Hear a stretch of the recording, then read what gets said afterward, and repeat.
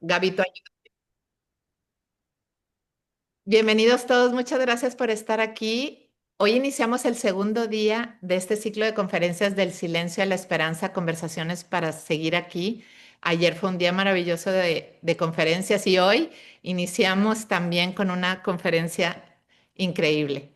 Yo les voy a leer sobre Marcela, pero quisiera decirles algo personal también. Miren, la conferencia de hoy se llama Narrar el dolor, sembrar la esperanza, una mirada clínica al duelo y al trauma. Y como resumen, Marcela nos puso, esta plática propone un recorrido profundo y humano por los caminos del duelo y el trauma psicológico, desde la vivencia silenciada del dolor hasta la posibilidad real de encontrar sentido, consuelo y esperanza. Se abordarán los procesos emocionales, neurobiológicos, y relacionados que atraviesan las personas en duelo o trauma. Marcela tiene muchos años de experiencia, más de 25 años de experiencia con maestría en ciencias de la familia. Ella es psicoterapeuta, especialista en trauma, en técnicas para reprocesar el trauma. Y bueno, yo quiero platicarles mi experiencia personal muy rápido porque no le quiero quitar nada de tiempo a ella. Cuando acababa de pasar la muerte de mi hijito, que yo fui a Tampico donde se hizo el entierro, estuve una semana y después regresé aquí. La primera terapia que tuve con ella fue en el departamento, cuando yo estaba juntando cosas. Mis amigas me pagaron las primeras terapias para que yo fuera. Yo la verdad no quería terapia con nadie. Cuando uno acaba de pasar una situación así, lo que no quieres pensar en terapia. Entonces, yo entré con un miedo a esta terapia porque acababa de suceder lo de mi hijo y quiero decirles que desde el día uno, Marcela, como si, bueno, como si hubiera, yo le agradezco a Dios, o sea, porque fue la persona idónea en estar ahí cuando yo no podía ni siquiera respirar, la verdad, así se las pongo, ni siquiera podía respirar y Marcela tiene un don especial, tiene un don especial. El único problema con Marcela, el único defecto de Marcela es que tiene mucha gente y entonces no hay lugar porque me encantaría recomendársela a todo mundo, pero precisamente por lo increíble que es y además porque es una madre y una abuela entregada a su familia, ella balancea su tiempo con su familia y eso me encanta de ella. Entonces, quiero decirles que ella me ayudó muchísimo y algo que a mí me daba mucho miedo era hacer esta terapia MDR. Me salvó la vida. Entonces a mí se me hace hermoso que ella esté participando aquí. Ella ha participado con nosotros siempre. En el primer congreso participó a través del video y en el congreso que tuvimos allá participó de manera presencial y ahora está aquí. Y le cedo la palabra a Marcela ya para no quitarle tiempo. Muchísimas gracias a todos los que están aquí. Y bueno, escuchemos a Marcela. Voy a ponerle. Gracias, Maite. Muchas gracias. Muy buenos días a todos. Y bueno, pues otra vez, Maite, encantada, agradezco tus palabras, pero sobre todo, pues la confianza, ¿no? Que tengan esa confianza en mí no tiene precio. Es un honor volver a estar aquí en esto, que lo decía fuera de micrófonos, pero ahora lo digo enfrente de todos, los que son tú porque iniciaste y los que están en ese equipo de que se escuche fuerte mi grito, no se imaginan la trascendencia de lo que están logrando. Y de verdad, pues muchas gracias a nombre de todos. Como Maite dijo, voy a hacer yo ese recorrido. Esta sesión va a ser un poco más, pues, teórica, ¿verdad? Pero por supuesto que va a dar espacio al final para preguntas y respuestas. Voy a compartir la pantalla.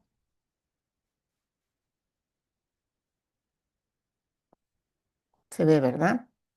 Creo que sí. Bueno, pues Sí. este es el título, este es lo que dijo Maite del objetivo, hacer este recorrido que ella comentó. Y yo quisiera comenzar con ay Dios, lo quité, ¿verdad? Lo quité, ya no se ve. Sí se Eh, ve, sí se está viendo. Se está viendo. Ah, perdón, me Sí. quité yo, perdón. Quisiera hacer este recorrido iniciando con este mensaje que me gusta muchísimo compartir, que dice, si el ser humano fuese inmortal e intocable, podría demorar cada uno de sus actos hasta, perdónenme, no lo No veo. pasa nada, Marcela. ¿Se fue o no se Se fue? fue, se fue. Ah, perdón, perdón, perdón. Espérenme, espérenme. Muy bonita la tecnología, pero una cosita que le pique, se va. Ahí está. Ya. Vuelvo a leer. Perdón, perdón. Si el ser humano fuese inmortal e intocable, podría demorar cada uno de sus actos hasta lo infinito. Al saberse el ser humano finito y frágil, aprovecha su vida y le da un sentido a esta. El sentido de la existencia humana se basa precisamente en su irreversibilidad. ¿Por qué me gusta iniciar con esto? Porque me parece que todos debemos de estar muy conscientes de lo frágiles que somos y que somos finitos, no somos infinitos, o sea, no vamos a durar toda la vida. Y todos, al ser frágiles, tenemos a fuerza que pasar por una circunstancia complicada en nuestra vida. Es parte de la naturaleza de nuestra fragilidad, el sufrimiento, las penas y, por supuesto, la muerte que nos acompaña a todos.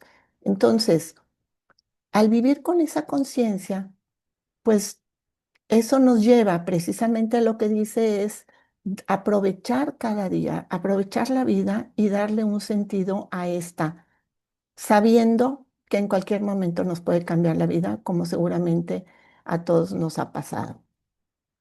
Y también quiero mencionarles que todos, pues así como digo que hemos tenido historias, todos tenemos una historia de pérdidas emocionales, duelos, quizá traumas. Voy a enseñarles ahorita una gráfica muy interesante. Entonces, em, hablando así de las pérdidas, que es una pérdida, es algo que yo tenía y que ahora ya no tengo. Pero aquí empezando un poco por lo que a mí me gusta trabajar un poco esta cultura del duelo, que significa empaparnos y tener información sobre el duelo, que es lo que nos va a ayudar a salir, a acompañar, pero si no tenemos esa información, pues seguramente estaremos haciendo unos patrones que no van a ayudar nada. ¿Y por qué lo digo esto? Porque esta positiva que dice, hay pérdidas comunes, pero vivencias únicas. Quizá ahorita nos estén escuchando muchas personas que han tenido la dolorosa pérdida de la muerte por suicidio de algún familiar. Esa es una pérdida común, pero cada uno lo vive de una manera diferente. No hay manera que se pueda vivir algo igual. Se comparten experiencias, a mí me pasó esto, pero es única.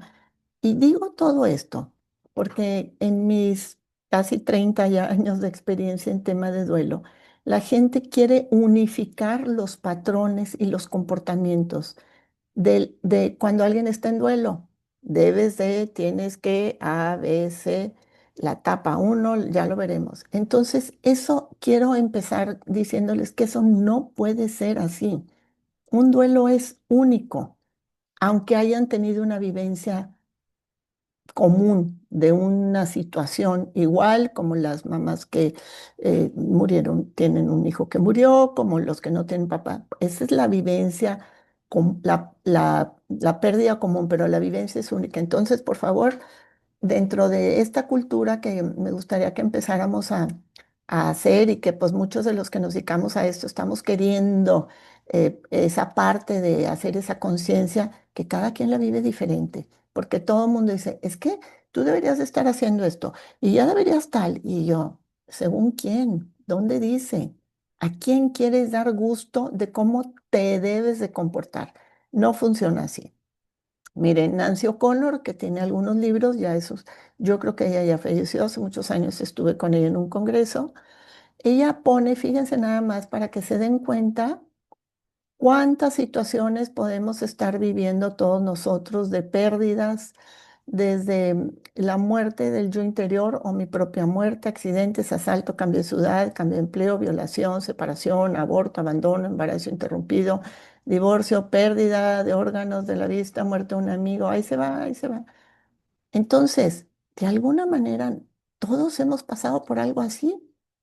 Por lo tanto, ¿cómo estamos viviendo nuestros duelos? ¿Cómo lo estamos procesando? ¿Qué estamos haciendo cuando tenemos alguna pérdida? Una vez igual en un congreso en persona, ¿verdad? Eran como 2000. ¿No? Quiero que levanten la mano el que nunca haya tenido una pérdida en su vida. Era más fácil hacerlo así. El que nunca haya tenido a alguien. Entre las 2000 personas, pues no hubo nadie que levantara la mano. Aquí la clave de todo esto es qué hacemos cuando tenemos una pérdida, sabiendo que de acuerdo a lo que hemos estudiado, sabemos que hay pérdidas que son oportunas o esperadas, que pueden ser la muerte pues, de un familiar ya muy mayor, que ya se espera que pues, por el ciclo vital de la vida puede morir, algunas situaciones que pues ya sabemos que son esperadas y bueno, también sabemos que hay unas inoportunas o inadmisibles, como los niños, las enfermedades, las muertes por suicidio, dolorosos, inoportunos por las edades, ¿no? Pero finalmente a todos nos va a llegar.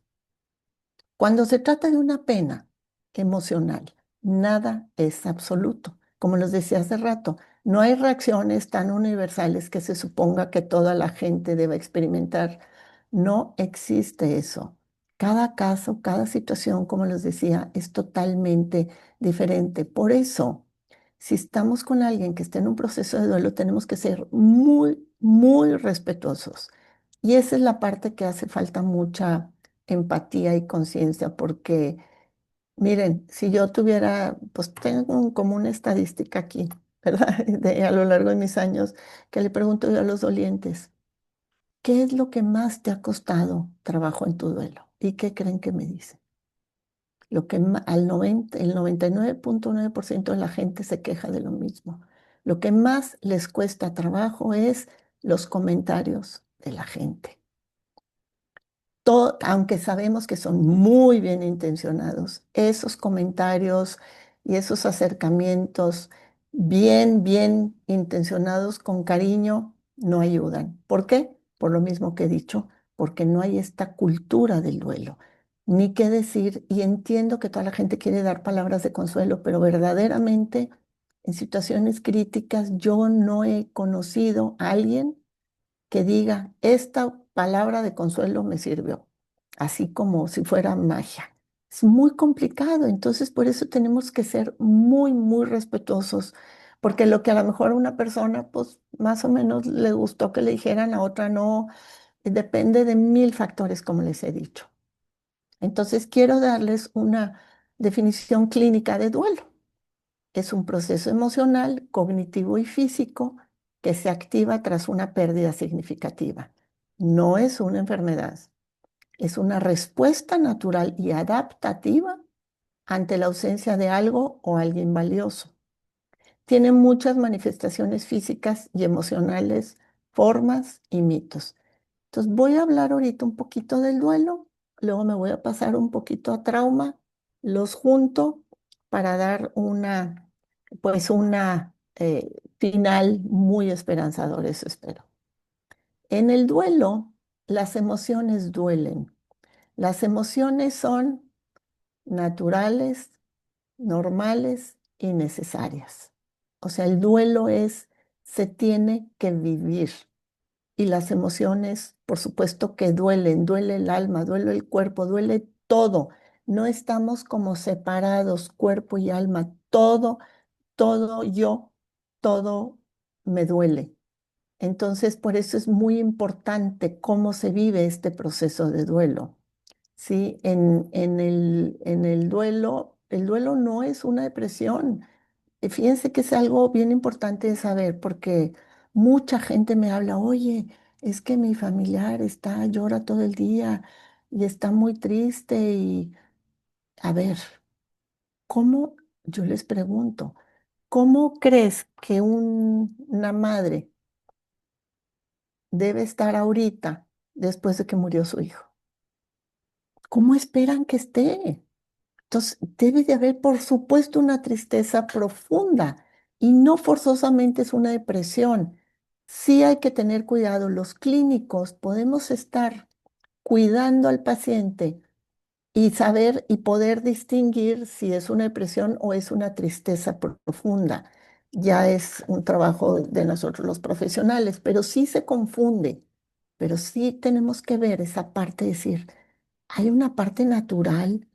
Pasó esto, pues lo natural y esperado, así digo yo, ¿qué espero después de esto? Pues la reacción que está teniendo la persona. Es más, yo les digo el otro día que fue una persona al consultorio, pues muy, por supuesto, muy dolida. Me dice, es que no sé si estoy bien o estoy mal y que, a ver, tenía poco de haber tenido una pérdida importante y yo le devuelvo la pregunta, ¿cómo crees que deberías de estar después de lo que acabas de vivir? Y entonces se queda pensando, dijo, no, pues ¿cómo estoy? Pues sí, si yo viera que una persona después de una pérdida importante para ella en la vida y está como si nada, eso me preocupa más. Y tenemos que ser muy cuidadosos y tampoco juzgar, porque no podemos saber, acuérdense que el dolor está vinculado con el apego que se tenía con la persona o la cosa. ¿Sí? A mayor apego, mayor vínculo, va a haber mayor dolor. Por eso no podemos juzgar de que, ay, ¿cómo está tan triste? Bueno, ya su abuelito tenía 100 años. A ver, no importa. Y el vínculo también con los animales, con inclusive hasta cosas. Por eso tenemos que estar muy cuidadosos y respetuosos al dolor de cada quien. No es un desorden psicológico, por eso es válida a veces la sensación de quererse volver loco. O sea, esto no voy a poder, ¿cómo le voy a hacer? No voy a poder vivir con esto. No es una fobia, es el miedo que provoca la ausencia del que ya no está o de la que ya no se tiene.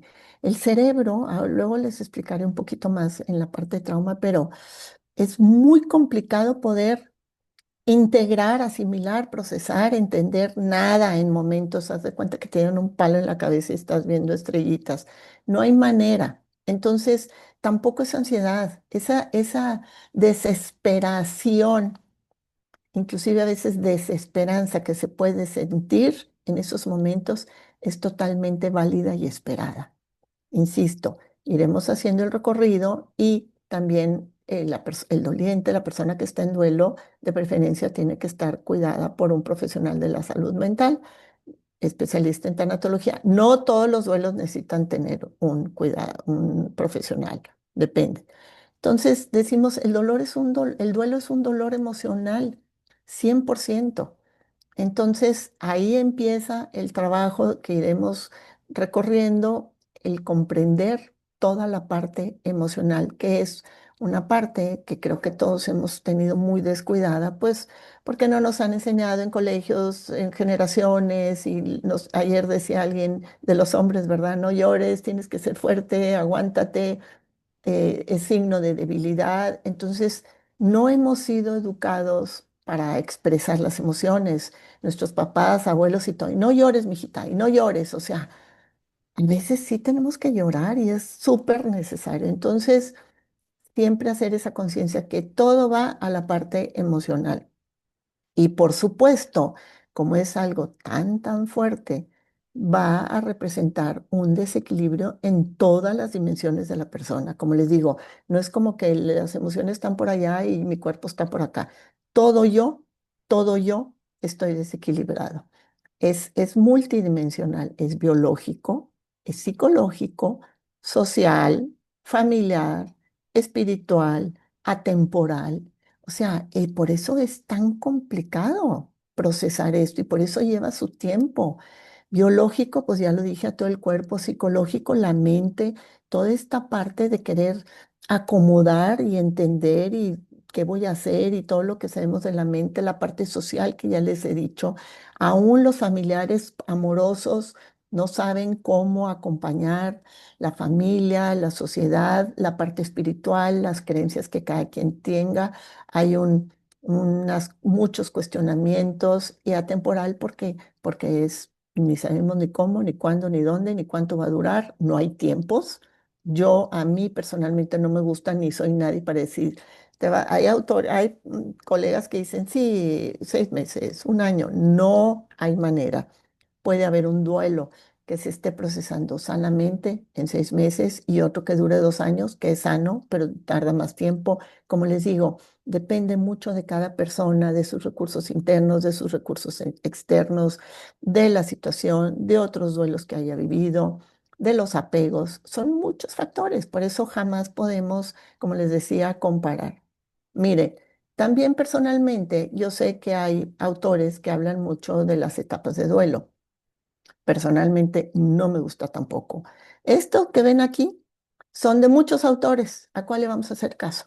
No, no me gusta encasillar los duelos y decirle al doliente, es que tú estás en la etapa de negación. A mí me llegan y me dicen, "Ay, oye, es que fulanita sigue en la etapa de negación. A ver, ¿quién te dijo? ¿Según quién? ¿Qué? A lo mejor nosotros podemos tener como profesionales identificar algunos comportamientos y rasgos, pero no encasillarlos. ¿Saben por qué? Porque la gente luego está, ay, y sigo en esta etapa, ¿y cómo voy a salir de esta? Y si no salgo, no importa tú qué esté pasando en el buen sentido de que si es una etapa o no, pero miren, todas las que, de varios autores que saqué, shock, miedo, añoranza, reajuste, entumecimiento, integración, búsqueda de presión, pues todas, todas, todas.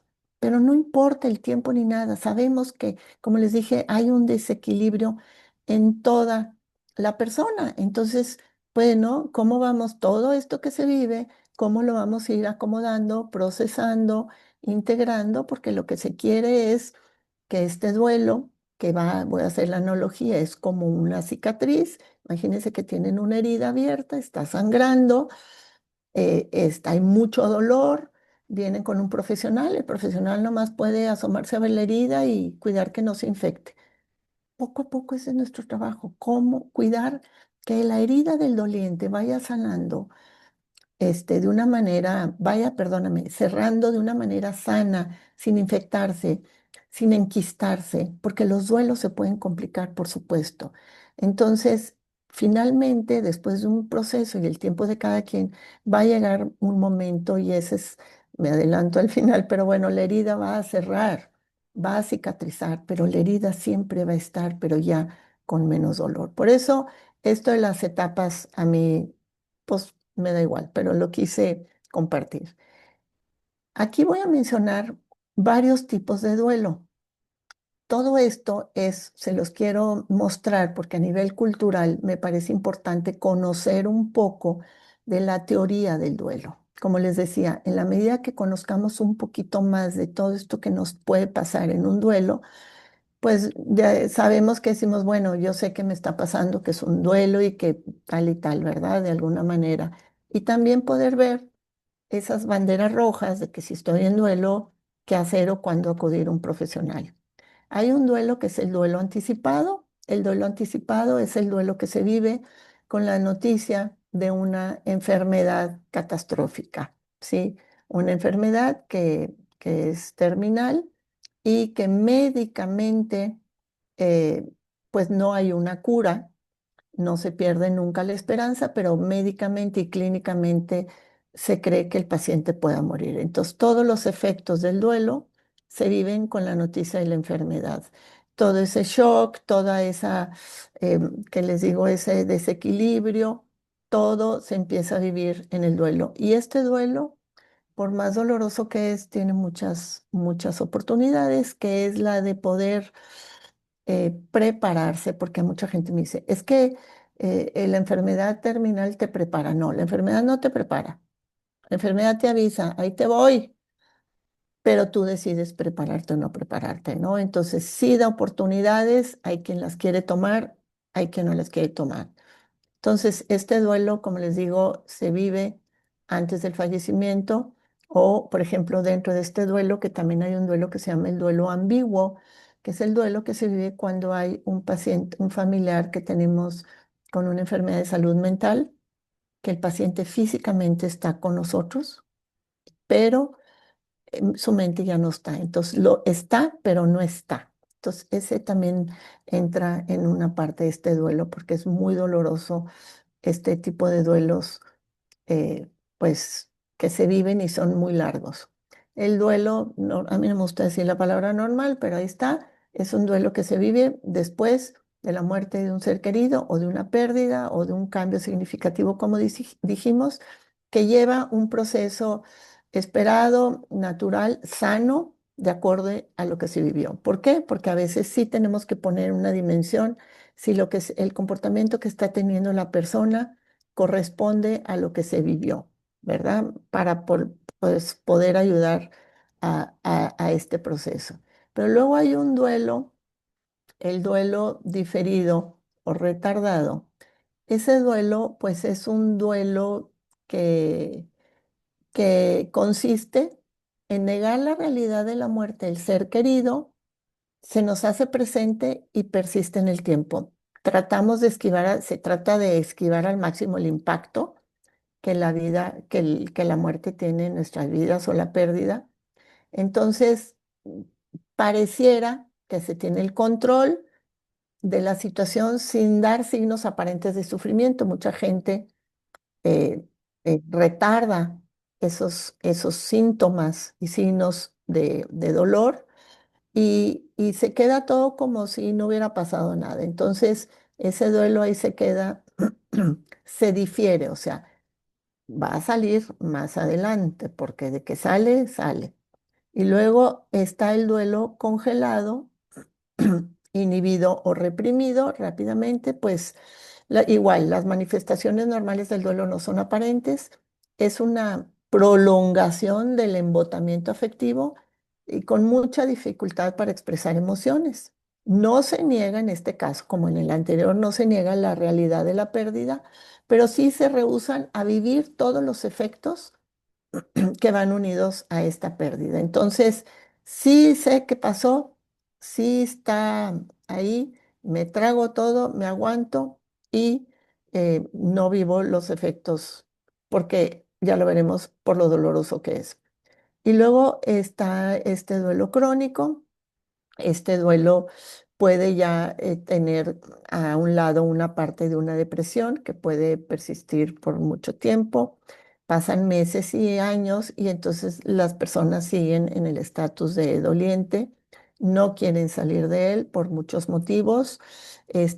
Hay unos de culpa, de lealtad. Muchas veces las personas por lealtad no quieren sentirse bien, porque el hecho de sentirse bien y de volver a ser felices y hacer cosas positivas sienten que le están faltando a la lealtad del ser querido que murió. Y ese es un tema muy delicado que lo veo muchísimo. Entonces muchas veces las personas prefieren seguir en duelo con los efectos para no ser desleal al ser querido que murió. Esto no es muy sano, por supuesto.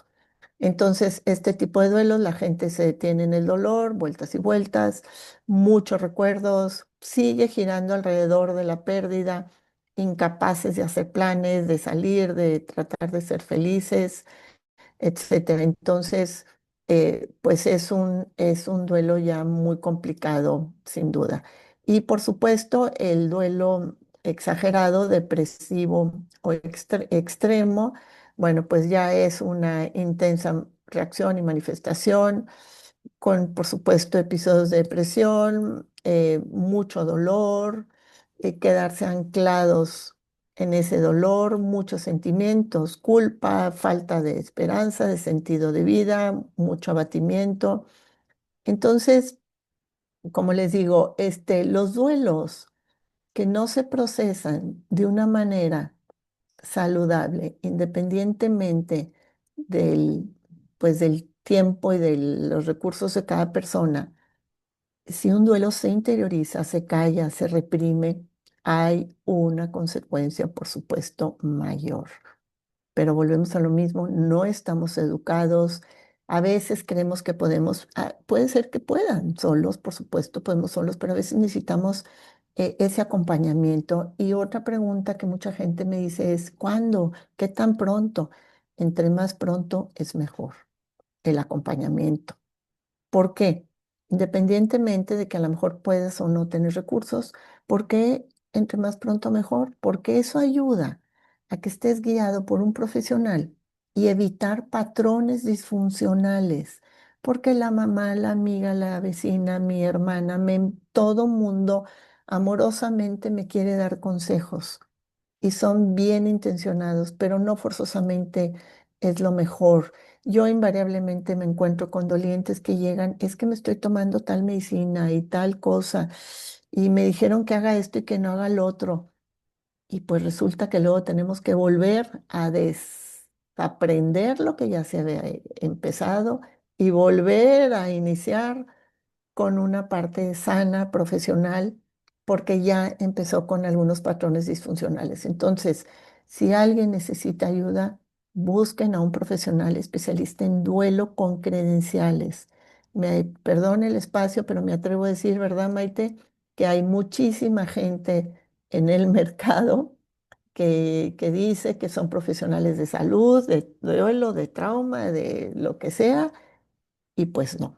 Entonces hay que tener mucho cuidado porque a mí sí me llegan pacientes y casos con muchas complicaciones por haber ido y con alguien, pues a lo mejor con muchas ganas de ayudar, pero a lo mejor no tienen la preparación profesional para hacerlo.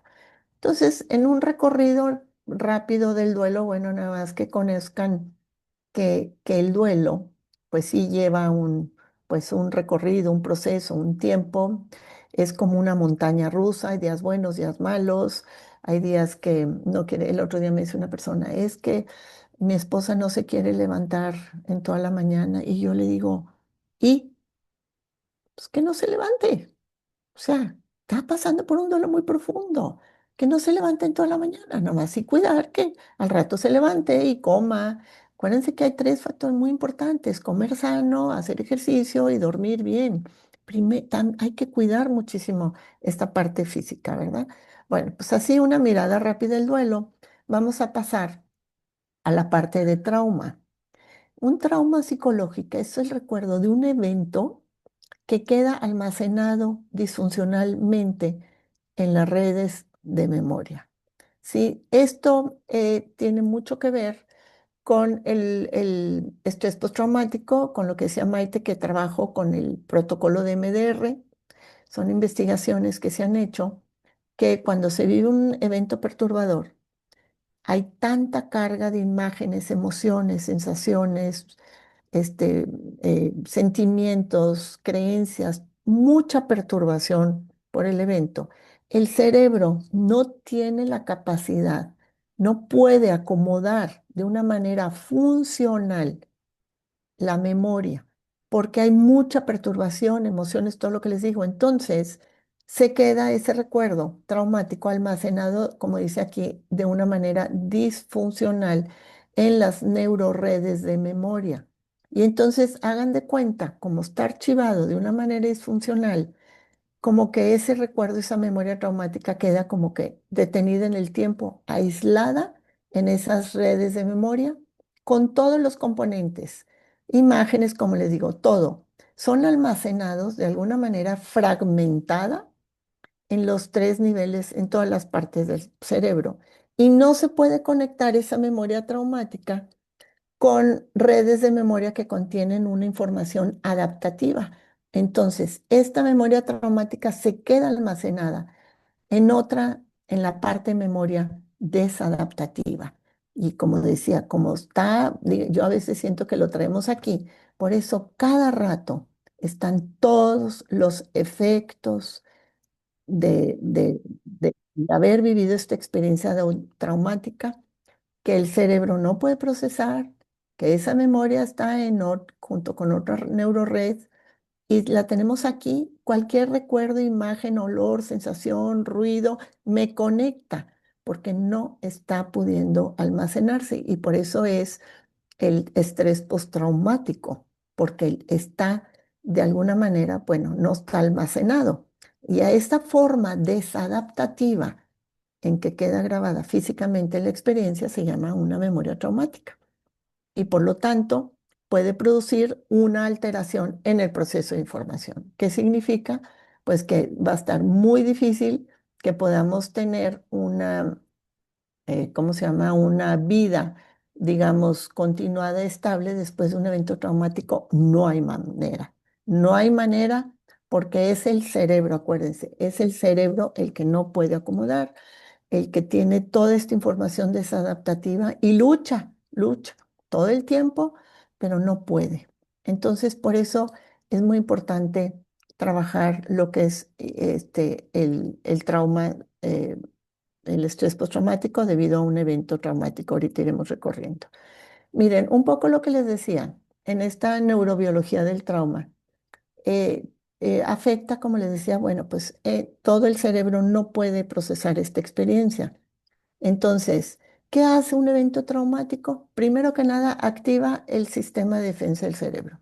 Es el sistema simpático, detecta peligro y se activa. Entonces, sube el cortisol, la sangre se va a todas las extremidades, ¿sí?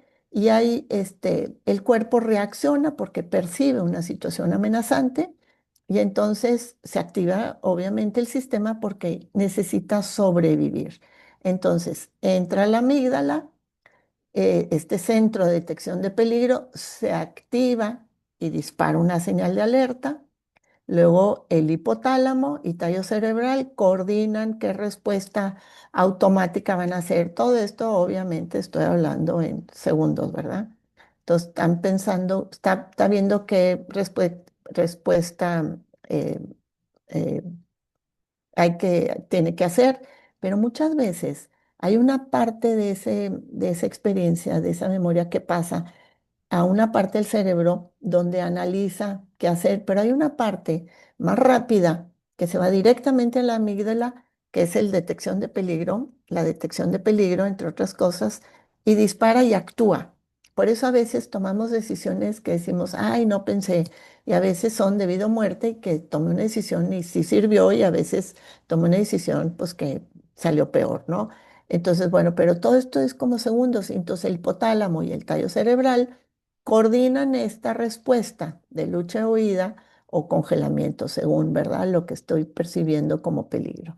Entonces, este eje que le llamamos hipotálamo, hipófisis, adrenal, es el que libera el cortisol y la adrenalina, que la necesitamos, por supuesto, para poder luchar contra todo esto.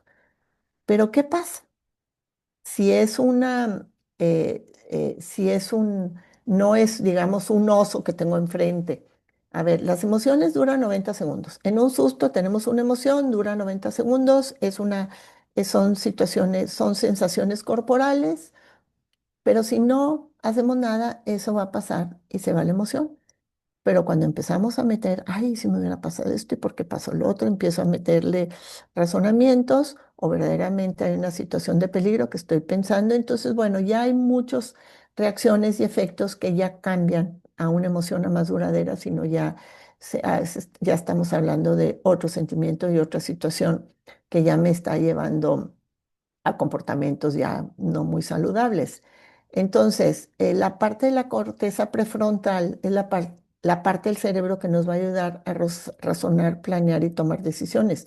Pero cuando hay un trauma, esa parte de la corteza prefrontal se apaga temporalmente porque ¿qué necesitas? Sobrevivir.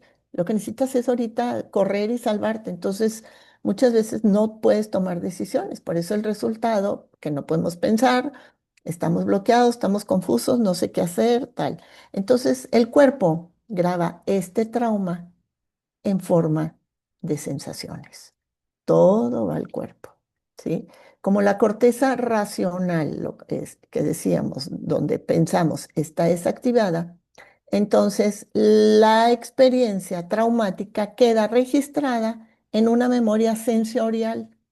Toda la parte de las sensaciones corporales, sudoración, presión, palpitación, visión borrosa, temblores, todo eso que se vive, entonces se graba en el cuerpo, y se graba sin palabras y sin tiempo. Eso es bien importante.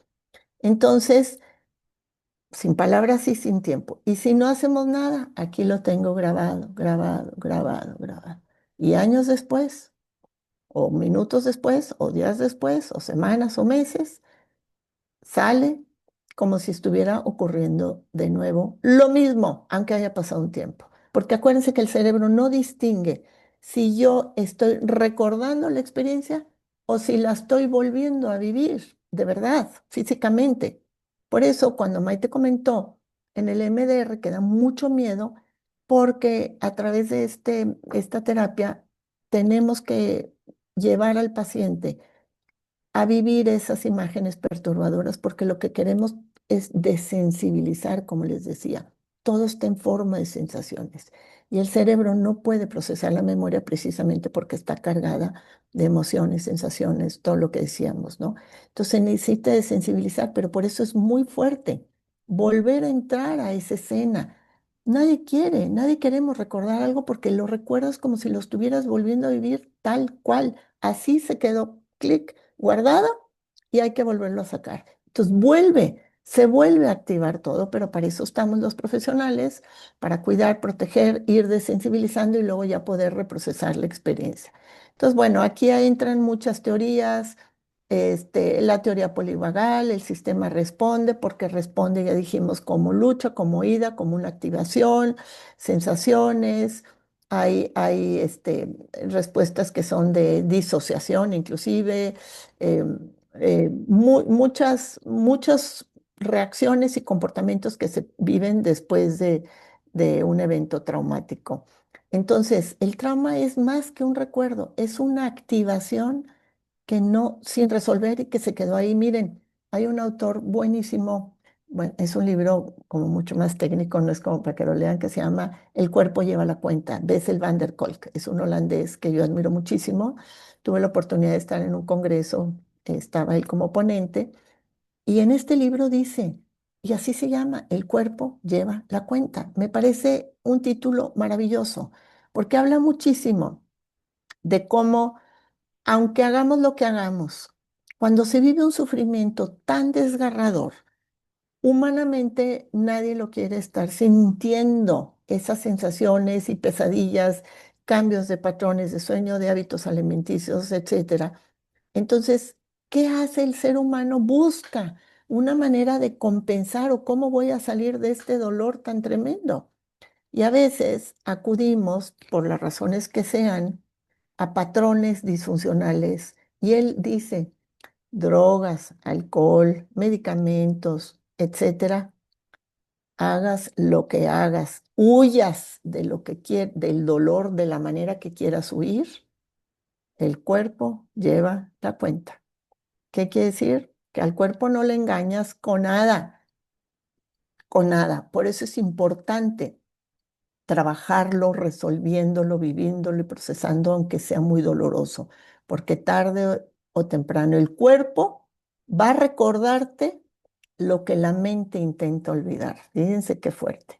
Entonces, por eso es tan tremendo esto del trauma. Entonces, es un cambio a nivel cerebral que no es tan fácil así decir, ah, bueno, ya. No, aparenta mucha gente, insisto, con otros métodos, con productos, con escapes, y ahí entran muchos síntomas que a veces se confunden con otro tipo de situaciones y lo que hay es ahí un trauma atoradito, ¿sí? Por eso les decía, miren, qué fea foto, pero creo que expresa mucho lo que quiero decir. Afecta el trauma a todo el organismo, músculos, tiroides, corazón, o sea, todo yo estoy en trauma, toda la persona. ¿Por qué? Porque, como les decía, no podemos separarnos, ¿verdad? La mente, todo está en un estrés postraumático, por eso, y entonces el cuerpo siempre se sigue defendiendo, todo el día está en el estado de alerta, defendiéndose de una amenaza que ya pasó. Entonces, superar un estrés postraumático significa poner fin a esta movilización del estrés y que el cuerpo cree que todo el tiempo estás en peligro. Imagínense cómo poder vivir todos los días con esas sensaciones y esos miedos y eso lo que se vive todos los días como si estuviera volviendo a pasar. Por eso se acuden a otras maneras de sobrevivencia, porque humanamente pues no hay quien lo pueda eh, vivir así sin trabajar. ¿eh? Entonces, como decíamos, afecta a toda la persona. Cuando se vive un trauma psicológico, te apagas a ti mismo. Se te dificulta estar en el presente. Esto es bien importante porque mi cerebro y mi memoria está en el pasado, aunque yo físicamente esté en el presente. Pero estoy separada de mí, digamos así, ¿verdad? En el trauma ves todo sin filtro, todo aumentado, reacciones a todos los estímulos, no quieres hablar del evento, lo quieres bloquear. Por eso, bueno, estas son palabras de Bessel van der Kolk. Dice, pareciera que lo estás volviendo a vivir, como yo les decía, por eso muchas personas que hemos sabido que han tenido una dolorosísima experiencia de abuso infantil o en algún momento de su vida, callan mucho esto, porque prefieren callar, creyendo que si no hablo, no digo, no pasó. Y tristemente, tarde o temprano, va a salir porque el cuerpo lleva la cuenta. Entonces, decíamos, ¿cómo se siente? Pues ya lo dijimos, en todo el cuerpo hay gente cuando yo estoy reprocesando, a ver, ¿dónde sientes en tu cuerpo? Tenemos que aprender a sentir y darnos cuenta a mí, ¿dónde me estoy sintiendo? Pues muchos me dicen, se me cierra la garganta. Hubo una vez que un paciente no podía ni respirar, otros el pecho, el abdomen, le sudan las manos. Y por supuesto que nos puede llevar, como les decía hace rato, a conductas autodestructivas, tratando de creer que con esta conducta se me quita el dolor sin darme cuenta que me va a empeorar. Entonces hay mucha ansiedad y de repente pasan los años y dices, "Ay, es que estoy pasando por un tema de ansiedad". Pues sí, mucho de lo que hacemos en consulta, a la hora de que vemos un poquito, los profesionales de salud nos damos cuenta que atrás hay un trauma que no se resolvió. Muchos pacientes vienen a trabajar un duelo y pues muy valioso, o vienen por otra cosa y traen un duelo no resuelto, o vienen por un duelo y traen un trauma, o traen las dos cosas, porque a veces ni sabemos, nomás estamos teniendo síntomas, tal cual, ¿verdad? Entonces hay que encontrar realmente de dónde sale esto. El trauma no solo se recuerda, se encarna, por eso les decía, está metido. Las memorias no procesadas están encarnadas en tu cuerpo. Por eso reconocer y validar, insisto, esta parte sensorial que está muy descuidada es un primer paso hacia la integración y hacia la esperanza. Poder decir, siento en mi cuerpo esto y no buscar unas medidas alternativas que pueden ser riesgosas y que nada más están tapando, pero va a salir, tarde o temprano va a salir, ¿sí? Las investigaciones en el área de las neurociencias, fíjense qué interesante dice, han encontrado que la etiología del trauma psicológico no es el evento, sino la forma disfuncional en que queda neurobiológicamente almacenada esa experiencia en las redes de la memoria. Entonces, no se trabaja en el evento en sí mismo, inclusive en la terapia MDR no necesitamos detalles del evento, necesitamos saber cómo está almacenada esa experiencia en la persona y cómo la vive en su cuerpo, ¿sí? Es muy diferente, por eso es muy interesante no insistir en que saber qué pasó, sino cómo está la respuesta de esa persona a lo que pasó. Y entonces ahorita decimos, bueno, ¿por qué entonces hablar de duelo y trauma juntos? Pues que por eso estoy aquí, ¿verdad? Entonces, ¿por qué? Porque el duelo y trauma, fíjense, no es lo mismo, pero frecuentemente se entrelazan y comprender esa conexión es clave para acompañar con sensibilidad y eficacia, porque es muy importante separar y reconocer y el paciente es el que nos va a ir diciendo a través de lo que siente y nosotros ir distinguiendo si ese duelo ya es un duelo que se convirtió en trauma o el trauma viene por un duelo, porque luego ya no sabes ni qué fue primero ni qué fue después. Entonces, por eso yo lo veo muchísimo, porque hay duelos que son duelos, pero que se viven por una experiencia traumática, ¿verdad? Como muchos de los que están aquí, ¿verdad? Maite, el duelo como el que tú viviste y ha vivido a lo mejor muchas personas de aquí, el duelo es una experiencia, se complica debido a la experiencia traumática. Hay duelos complicados y duelos complejos. que es muy diferente. Un duelo complicado tiene que ver mucho con la naturaleza de lo que se vivió, que como les decía respetuosamente, no es lo mismo una persona adulta mayor que se quedó dormida ya muy, muy ancianita, pues eso no es un duelo complicado. Duele siempre perder un ser querido, pero es de una manera muy natural. Pero un duelo complicado tiene que ver todos los factores y todas las circunstancias, se llaman mediadores del duelo.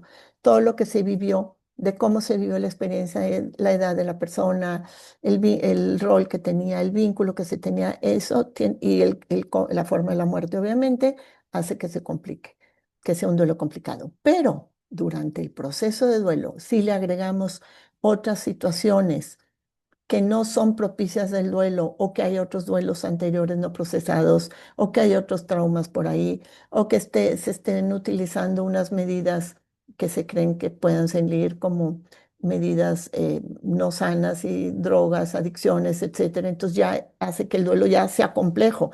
Si ya de por sí la situación era complicada y le agregamos otras cosas, las culpas, por ejemplo, es muy común. Las culpas, frecuentemente lo veo y hace que eso sea un duelo más complejo. ¿Sí? Entonces, eh, ¿qué pasa cuando duelo y trauma se juntan? Déjenme de una vez lo saco. ¿Qué pasa cuando duelo y trauma se juntan? Bueno, pues no todo duelo es traumático, pero fíjense, muchos traumas vienen de una pérdida. Duelo y trauma, como ya dijimos, afectan el cuerpo, la mente y los vínculos. El trauma muchas veces bloquea el duelo, entonces no puedes vivir un duelo porque está primero toda esta experiencia traumática.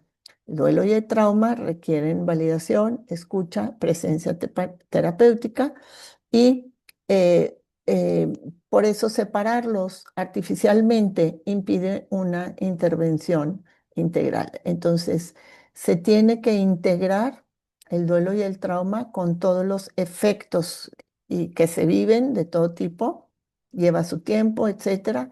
Y no se puede, fíjense, no podemos procesar un duelo y ahorita tengo un caso, no puedo trabajar en el duelo mientras no se estabilice el sistema nervioso simpático, porque sigue en estado de alerta. Entonces la persona no puede hacer su proceso de integración del duelo porque siempre está en estado de alerta. Entonces se tiene que separar para primero estabilizar el sistema, ofrecer seguridad y entonces ya pasar, o sea, trabajar un poco el trauma y pasar al duelo. Y precisamente el duelo y el trauma no se resuelve con consejos. Hay que explicar. La persona tiene que le tenemos que ayudar a comprender qué es lo que está pasando en su cuerpo, en su cerebro, porque pues no entiendo qué pasa, están desesperados, obviamente. Entonces, en la clínica nunca llega alguien y me dice, ay, tengo trauma. Pues muchas veces no distinguimos. Sí me pueden decir, pues estoy en un duelo porque murió un ser querido o me pasó tal cosa, pero llegan se nota un cuerpo tenso, una mirada apagada. Entonces tenemos que ver a la persona en su totalidad, no con síntomas aislados.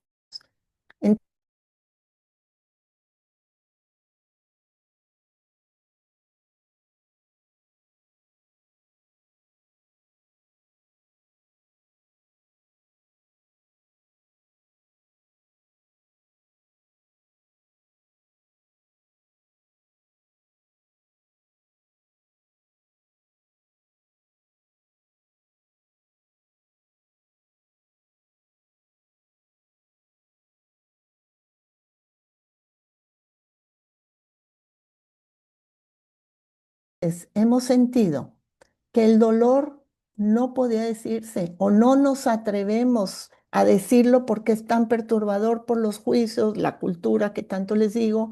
O sea, por eso la gente se calla y por eso a veces, que les decía hace rato, cuando hay un abuso infantil dicen, "Ah, ¿y por qué hasta 20 años después? Porque lo durmieron creyendo que iban a poder y el cuerpo lleva la cuenta, acuérdense. Y tarde o temprano sale porque sale. Miren, esta gráfica que es muy típica de un iceberg, es un ejemplo de lo que pasa cuando los pacientes llegan a pedir ayuda. Es un abordaje en el abordaje psicoterapéutico y tanatológico. Los pacientes llegan en esta parte, en lo que son los síntomas. No, pues me siento así, me siento así, me siento acá. Pero muchas veces los pacientes obviamente no saben qué hay acá abajo, cuál es la raíz de esto. Y ese es nuestro trabajo, lo que no se ve, un duelo no resuelto, complicado o un trauma. Entonces nosotros como especialistas tenemos que trabajar en los síntomas y trabajar hacia abajo para llegar a la raíz, porque apagar nada más los síntomas de que te doy un Advil, una aspirinita y te quito el dolor de cabeza no sirve para nada porque va a volver a salir. Entonces, por eso es muy importante llegar al fondo de lo que está pasando, aunque es doloroso para sanar. Callar en el duelo que sí, callar en el duelo es el lenguaje interrumpido del dolor. A veces no se habla del duelo y del trauma porque nombrarlo, vivirlo, platicarlo, a veces duele más que sentirlo en silencio. Y por eso mucha gente no quiere ir a pedir ayuda, porque sí duele. Pero yo siempre les digo que es como si fuera una herida infectada que le aprietan para que salga la pus, pero pues duele, pero finalmente sabes que es para sanar, o como una vacuna, ay, me va a doler la vacuna, bueno, pero es para sanar. Entonces, este, por eso es muy importante entender, número uno, por qué la gente no lo habla y la recomendación es abrir el silencio, por protección, como les decía, porque duele mucho, porque por cultura, porque si lo digo me van a juzgar y se enteran y tal, porque es algo mío y que nadie debe saber y solo yo, y etcétera. Eso es una manera de evitar, por supuesto, de evitar equivocadamente, porque ya lo dijimos que va a seguir.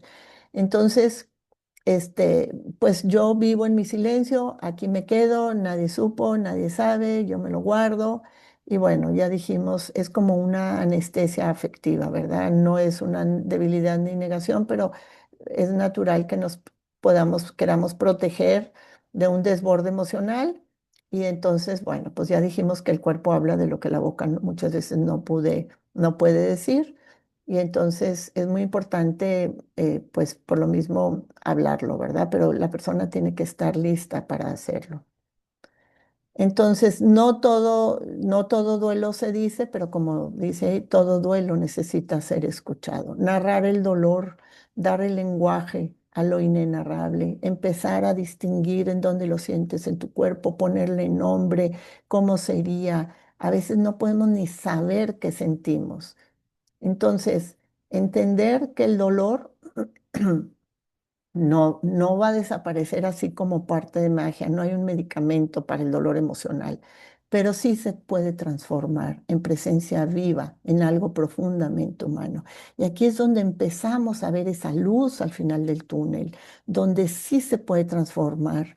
Mucho va a depender, que yo les decía hace rato, de recursos internos, todo mi trabajo personal, mi personalidad, eh, lo que he aprendido, lo que no, y todos los recursos internos que son las familias, los amigos, la sociedad, los grupos, que ayer también una persona mencionaba, de los grupos de ayuda mutua que trabajamos en las fundaciones, que doctor Montoya lo hace muchísimo. Todo eso necesitamos de estos dos recursos internos y externos. Entonces, una parte de los beneficios de una autocompasión en el trauma, pues son muchísimos.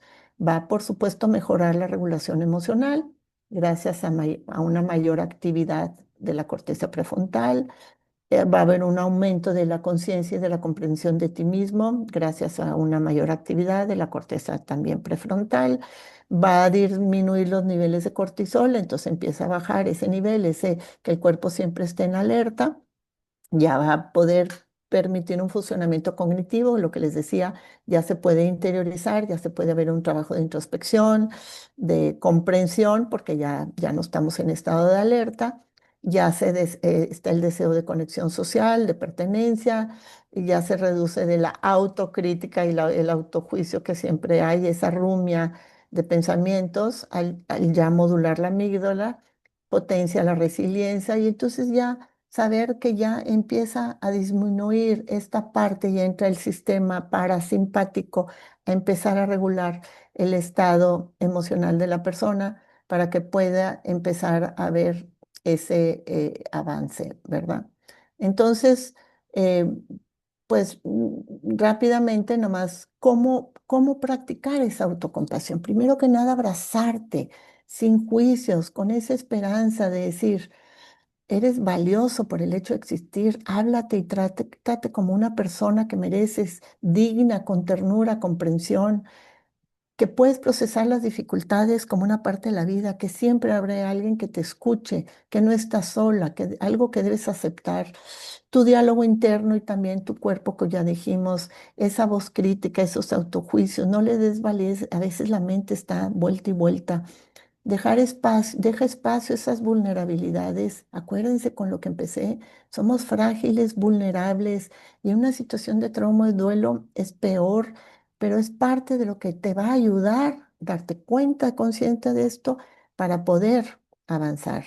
Recompénsate cada día, ofrécete pequeños refuerzos positivos por ser quien eres, porque eres valioso. Porque entonces, viéndote de esa manera, tienes esa esperanza. Esta esperanza, como dice Santiago Ramón y Cajal, que todo ser humano, si nos lo proponemos, podemos ser escultores de nuestro propio cerebro. Y mucho hay que trabajar ahí. Pero sí se puede. Esa esperanza con esos puentes clínicos donde está el profesional de la salud mental, donde entran todos los trabajos que tú estás haciendo, libros, cursos, grupos, como ya dijimos, hay muchas maneras de cruzar estos puentes hacia la esperanza. Y por supuesto, no olvidar que sembrar esperanza no es prometer que el dolor va a desaparecer, sino mostrar que se puede transformar. Fíjense qué belleza. Es, no es una falsa promesa, sino una verdadera esperanza. ¿Sí? Y ahí es esta imagen que a lo mejor algunos conocen. ¿Cómo vamos a ir cicatrizando estas heridas del pasado? ¿Y cómo va a quedar esa cicatriz o esta huella en mi presente? ¿Cómo quiero caminar hacia esa esperanza? ¿Hacia dónde quiero ir? ¿Quiero salir? Y eso nada más lo puedes decir tú. Es un tema de voluntad. Duele, pero sí hay una esperanza, sí hay manera de salir de una situación.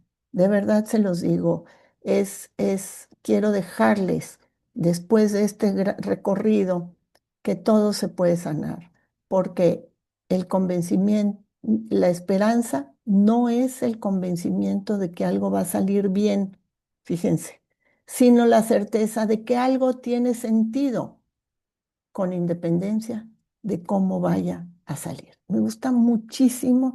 Esta es una persona que no es ni autor ni escritor, es un político, creo que checoslovaco, pero me gusta muchísimo. Y precisamente haciendo honor a esta frase, hago honor a que se escuche fuerte mi grito, a esta fundación, que estoy convencida que es el sentido de mucho dolor de muchos de ustedes. Eso que vivieron al crear esta fundación y a estar todos aquí es lo que ya le está dando sentido a ese dolor que muchos de ustedes han vivido. Quiero agradecerles nuevamente la oportunidad y el tiempo de escucharme y de invitarme y pues con muchísimo gusto dejo de compartir para pasar a las preguntas, si te parece, Maite.